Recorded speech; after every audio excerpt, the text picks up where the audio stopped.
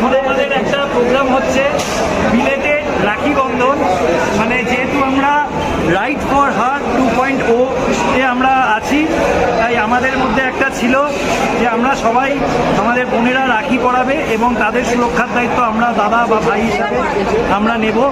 তো এটা একটা আমাদের তরফ থেকে একটা জাস্ট একটা প্রোগ্রাম, সবার সাথে রাখি পড়ছে, মানে একটা বেশ ভালো মেলবন্ধন।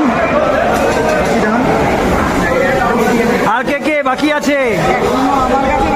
ভাইকে পড়াসনি? ভাইকে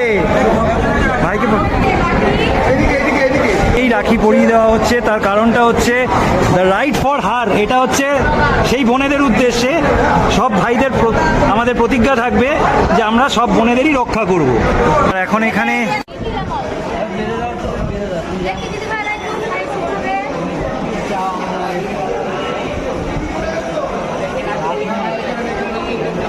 মেয়েরাও মেয়েদেরকে রাখি বাঁধতে পারে। রাখি বাঁধাটা এরকম কোনো ব্যাপার নেই যে শুধুমাত্র ভাই বোনকে বাঁধবে বা বোন ভাইকে বাঁধবে।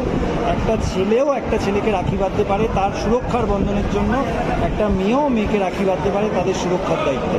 তো এটা আমি বলছি না, এটা আমার কথা নয়, এটা ইতিহাসের কথা। ভালো করে যদি রাখি বন্ধনের ইতিহাসটা ঘাঁটা যায় তাহলে সেই জিনিসটা দেখা যায়।